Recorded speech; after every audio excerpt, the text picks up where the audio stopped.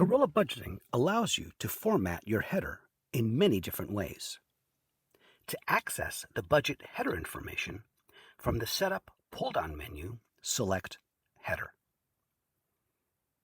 There are 4 tabs here: Captions, Company Header, Professional Header, and Notes. I will go over each of them in this tutorial. If you have a linked schedule, you have the option of selecting Use Info from Linked Schedule. If you select this option, you won't see any changes on this screen, but the header will display information from the linked schedule. Let's see. First, I will close this window and link this budget to a schedule.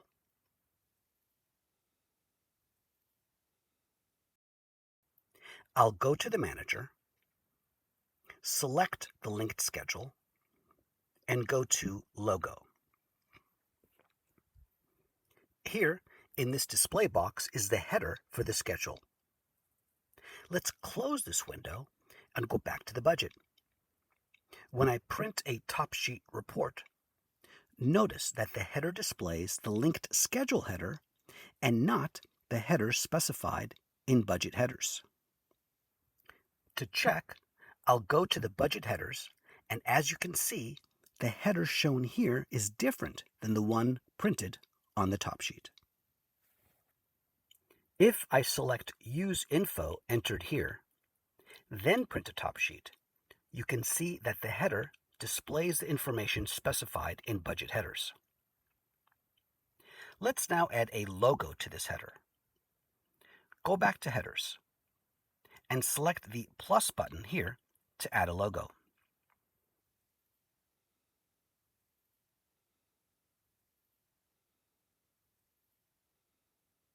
Select this checkbox here to show it in the display. If you want to add a phone, add it here.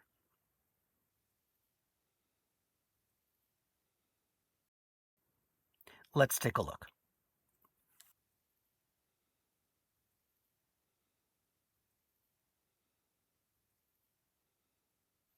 Next, I'll show you the Captions tab.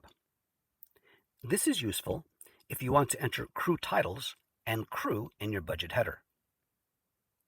It works quite well with linked schedules, as you can display crew from the linked schedule on your budget. I will add a few primary crew by selecting the button to the right of the name field. You can enter up to 4 crew titles on the left and 4 crew titles on the right. I will add 2 on the left and 2 on the right. Let's print a top sheet report and see what that looks like. And here you can see the crew titles on the left and on the right. Going back to the Captions tab, notice this header print section down here. You have a few options to choose from. If I select Captions Only, my header will look like this, with only the crew titles.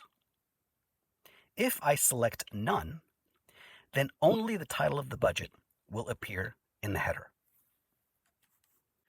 Next, let's take a look at the Professional Header tab. Here, you can enter a lot more information, including custom labels and fields. I will enter some information here, then select the Professional Header option, and let's take a look at what that looks like. Notice that if you choose the Professional Header option, all crew will be positioned on the right to make room on the left for the professional info fields.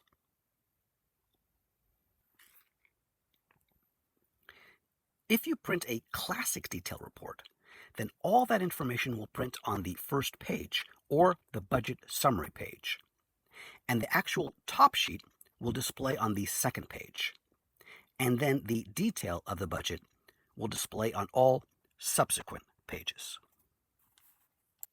If you select the standard short option, this is a good option if you are not printing a logo.